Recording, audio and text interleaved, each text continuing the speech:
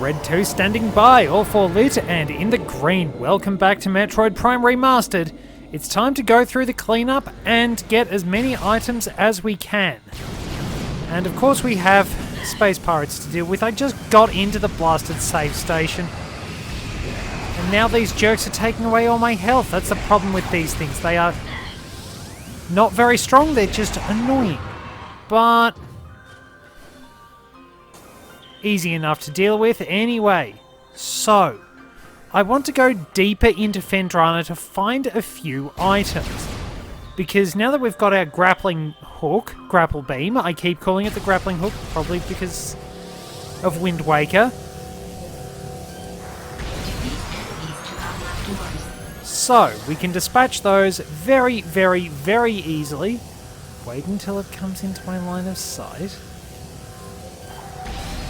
And then burn them to a crisp. Odd that one of them burned and the other one didn't. Oh well. But we can find a few more items down in the Phendrana depths. We want to go exploring. Of course, this is the good part of Metroid. We do need the X-ray visor for some things. Whoops. I accidentally pressed the wrong button. We're already off to a pretty bad start in all fairness, but... So we got our little peek up with the grapple beam here last time. Oh, what the heck, I'll just use it. Excuse me. There we go. So, we can grab some things with the plasma beam, which is really, really useful for us. And we can also use the grapple beam to get a few things. Once we get past the elevator back to Magmore Caverns, which is a place where we can wind up going to Phazon Mines, but we don't need to worry about that just yet, we can grab an energy tank.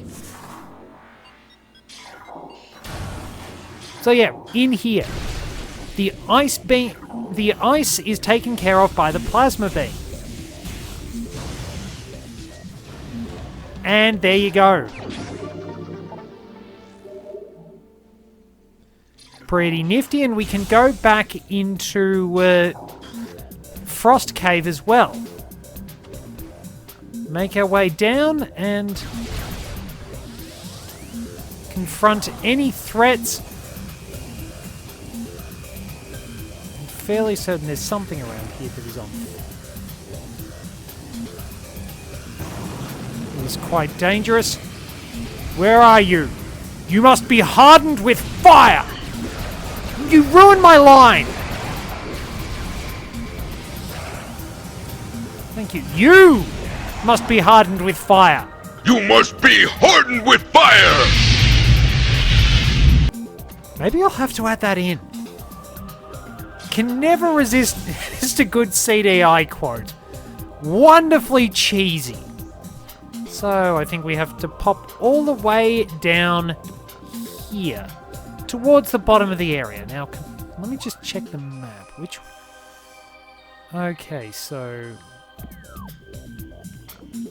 it's up and behind us a little bit, and we can get into Frost Cave. Wait a minute, am I going...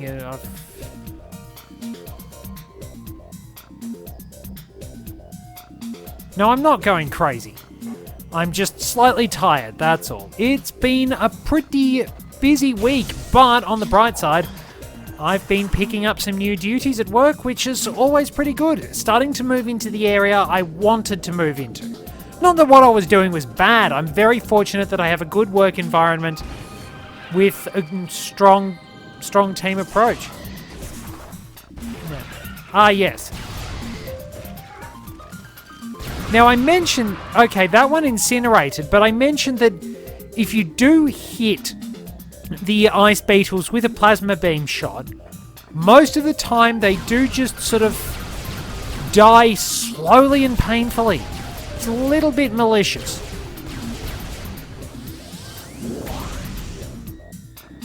Alright, so we'll probably have pirates to deal with. Well, that got rid of him. Now, I have...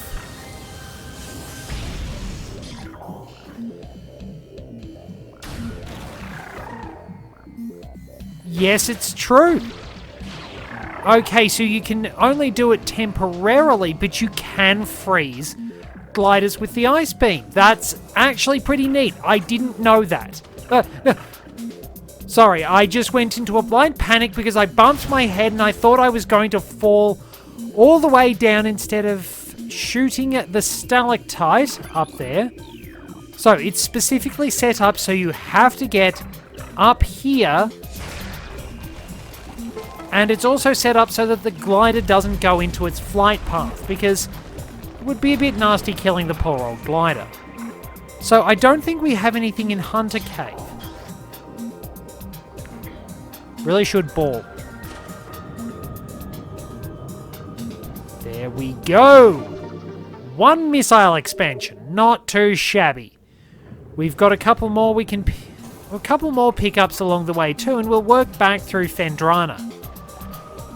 Because we don't need the X-ray visor for heaps and heaps of things. If you know where everything is and what you're doing, which I don't always, then you can make a pretty good fist of things. So we should be out at Phendrana's edge, the very border of the area. Those fools have burned and died. And we want to go further up to use our grapple beam. Because we'll be able to get a couple of things when we're up here.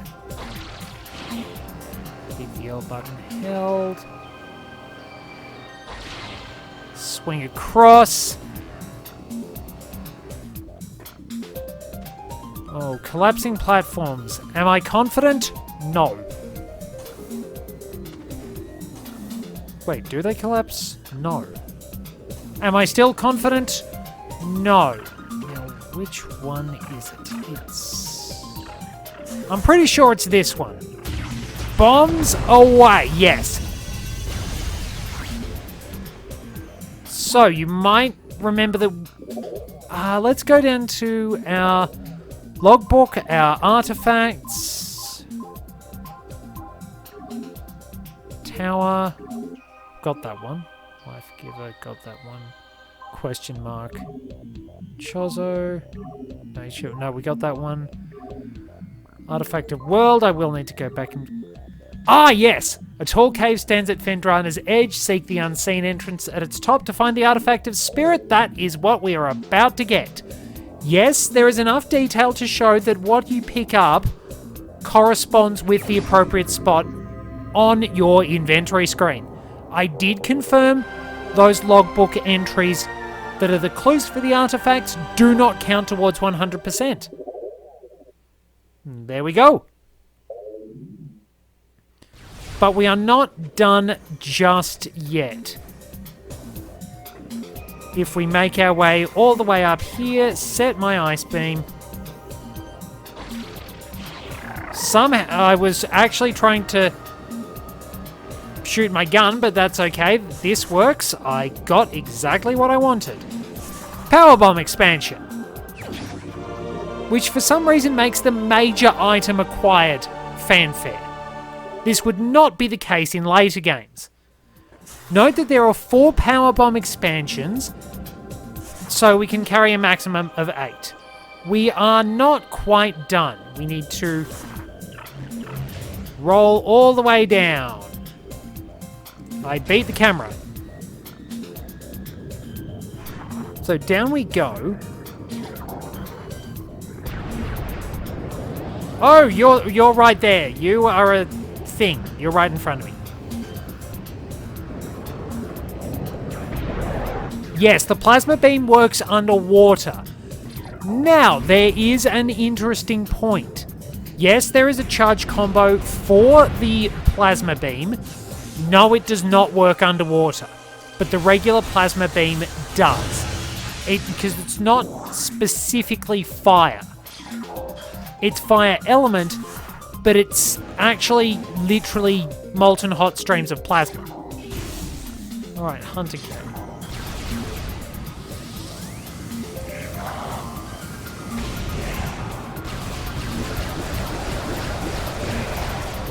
And his face will burn and he will die. And I need to get over there. I don't think we have to deal with gel zaps if we go into the water because, well, they're dead. I think they would respawn at the point where the stalactites landed. But we do actually have to go back to the gravity chamber. I probably could have gone the other way. But at least we can see what we're doing. Also, yes, that burns the Aqua Reapers too. The plasma beam is just that good. Like I said, you want to use this as much as you possibly can.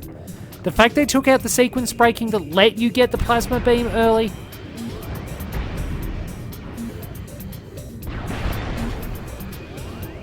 What was that? Oh, wait, did I accidentally blow that up? So I just casually blew up what I was supposed to without even realizing. So there was the huge icicle formation in this room that you're supposed to shoot because it has flammable volcanic rock in it. You can't blow it up with missiles, I did demonstrate that. But yeah, you're supposed to shoot it with the plasma beam so you can swing around and pick up that missile expansion. I think that's pretty much cleaned up everything in the Fendrana depths, but jeez, I didn't even think I'd hit it. Okay, so we do actually want to cut into the pirate base for a little bit, but first we need the thermal visor.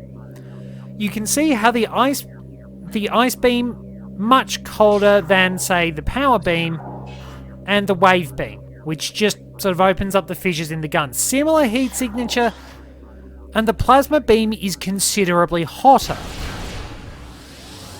The plasma beam rapidly turns bright yellow, and its shots are extremely well illuminated. The ice beam does gain a bit of heat when charging, but its shots, which are of course frigid ice, tend to be pure black. They are the coldest.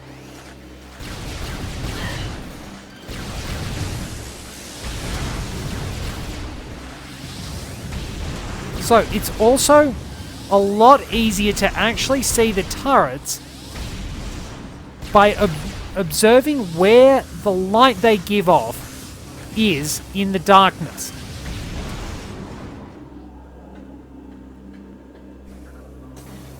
I can maybe just make out where I'm going, which I think is probably because of the settings on my TV.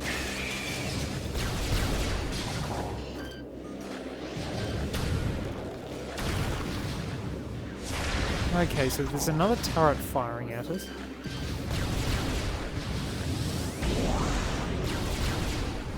That should do, that should do. But yeah, I might need to turn down the brightness on the TV just a little, but it will probably go all right for everyone watching.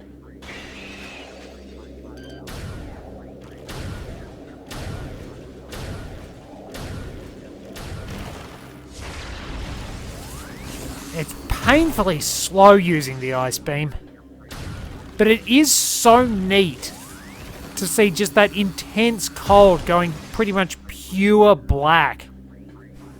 And sort of the white, and the eventually almost white hot shots of the plasma beam. It's so good. So many great attention to detail pieces.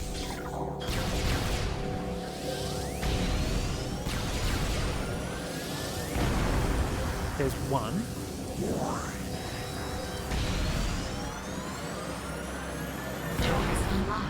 There we go. That's nice and easy.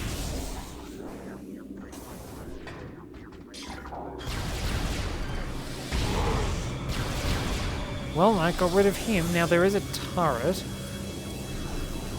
that I will need to track down. Take care of that. And... oh, you are there. Now you're not.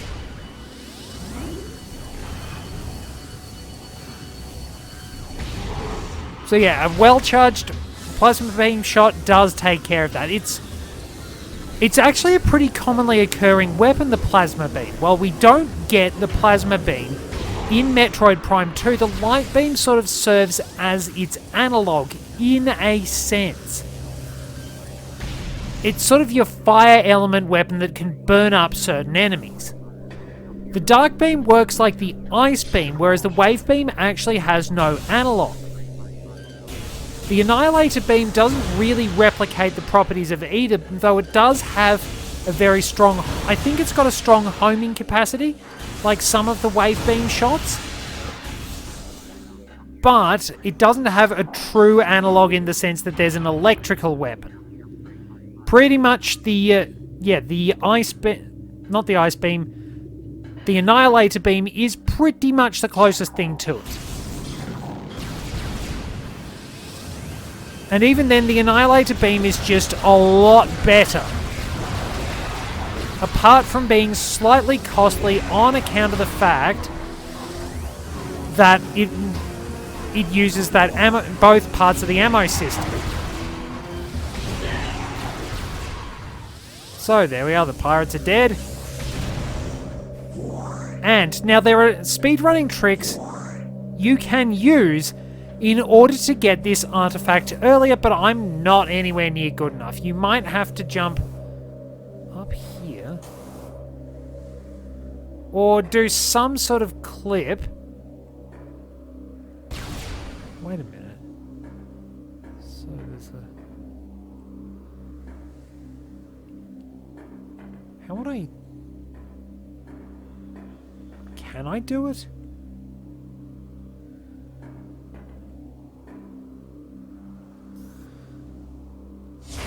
You'd have to put a very specific shot in, and I don't think I'm quite good enough to do that.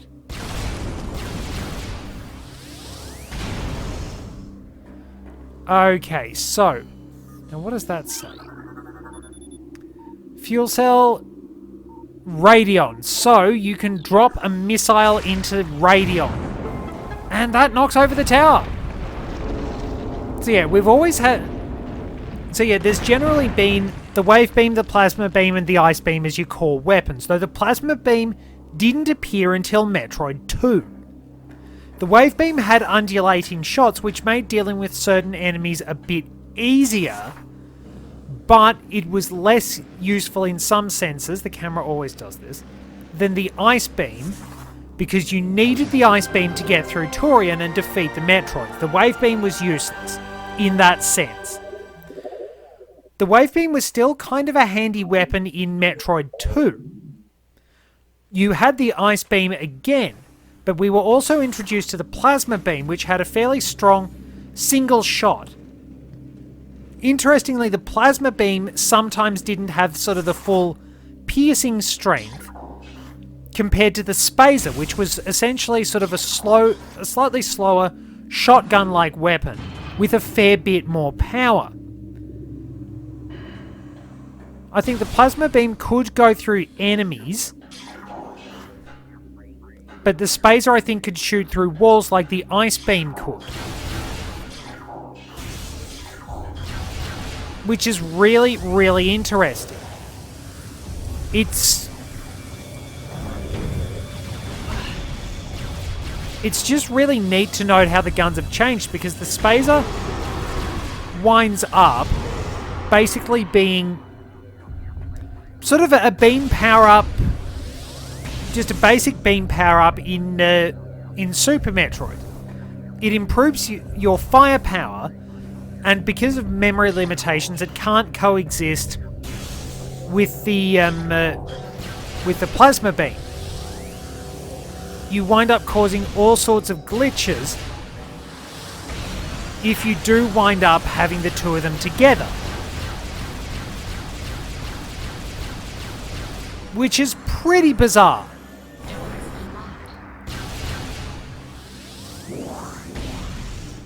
But nonetheless, the spacer was fairly handy, and it's replaced with the wide beam in Metroid Fusion. At least I think it's the wide beam. Because let's see, you've got the wide beam. The original game and Zero Mission had the long beam, and they are the only games which require you to get a beam that increases the range of Samus's weaponry, which is really, really odd.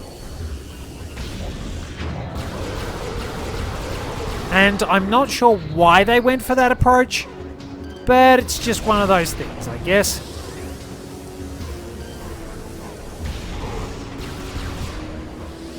It's a bit of a mystery. It just seems like a really, really ingenious solution to a problem that honestly did not need to exist.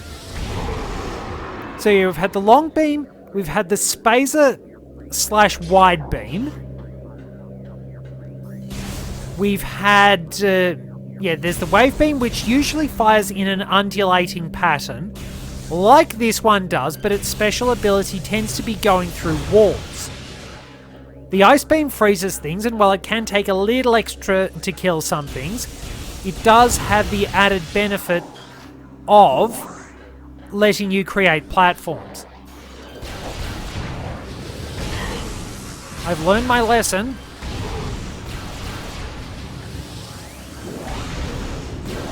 Turret's down. I'm smarter this time. What do you think about that?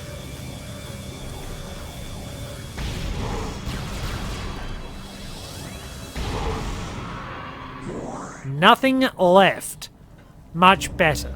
And yeah, the plasma beam generally punches through any enemy. It's generally the last one you wind up getting, with the exception of Metroid Fusion, where you wind up getting the wave beam last. In fact, it's noted that you technically weren't supposed to actually get the plasma beam in the first place, because there was download data for it, but it wasn't sent to you. For whatever reason, the Federation decided, namely that you didn't need to be strong enough to face the SAX, because they wanted to catch it and experiment with it. Really not a good idea.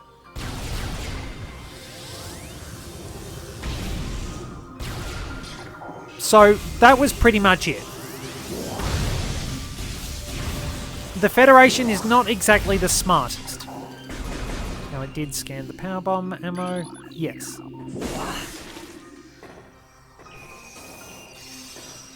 Get past that, and if we take a couple of quick jumps, we can I landed right on the power bomb expansion. That was actually smooth. That was an occasional show of competence.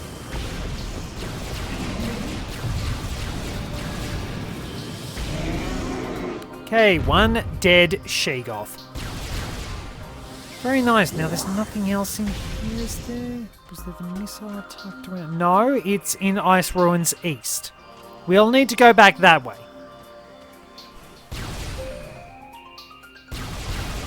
So yeah, while the shots still bounce off, I had to demonstrate that and I got eaten for my trouble. Please get out of my way. So, the shots still bounce off the front, but interestingly enough, you can actually still wind up hurting yourself if you run into a baby Sheegoth while they're disintegrating. Why? I don't know. Somebody approved it. So, we want to go this way first. Good little item cleanup episode, really. But yeah, so you got the wave beam last by defeating Box the second time around. You weren't supposed to get the plasma beam, but Nettori happened to have it. It's actually shown as a bit of a derailment. And Adam is very surprised that you do actually have the plasma beam.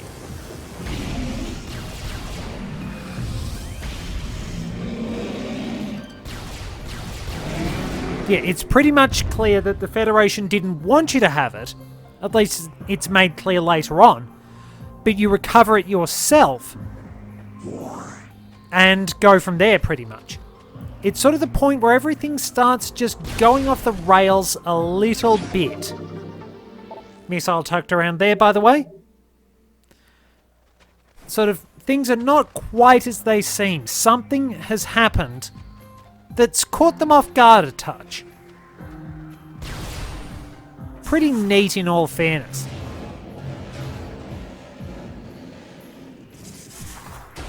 So we're done there. If we drop down here, the ice I showed you earlier has an...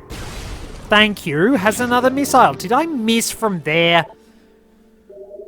That would be so embarrassing, but it would also be in character.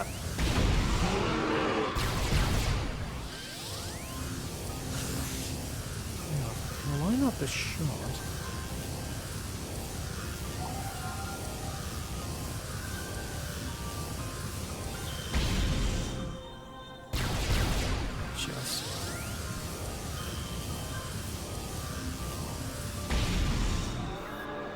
Nice. Cruel, but nice. We can get another item in the Chozo Ice Temple. So let's go and grab that because it's another artifact. And then I can wrap up. So there's sort of been a bit of beam history. Yeah, you've got the light beam and the dark beam being analogues for the ice beam and plasma beam. In this game, the annihilator beam is its own thing. And then there's the nova beam, which is also its own thing, which appears in Metroid Prime 3. It's kind of... It's its own unique energy weapon that, when coupled with that game's X-ray visor, can actually lock on.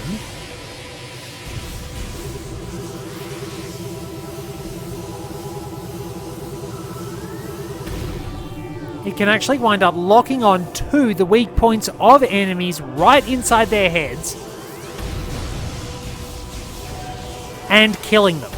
For example, you can defeat certain Metroids that way by targeting their brains or their nuclei. You can defeat the Metroid hatches that way, and I think certain pirate commandos and some of the berserkers can be defeated that way. But yeah, it's a great way to bypass fights.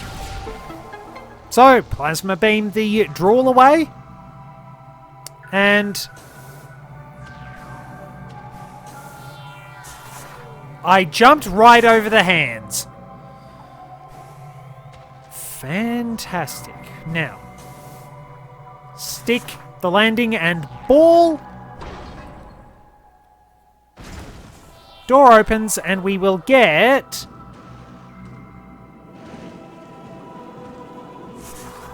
another artifact. So I'll probably skip Magmore for now and go... Well, I'll make my way through Magmore for a little bit and go back to the Talon Overworld. You'll see me back. You'll see me in Magmore. Thank you very much for joining me. Till next time, this is Red 2, returning to base.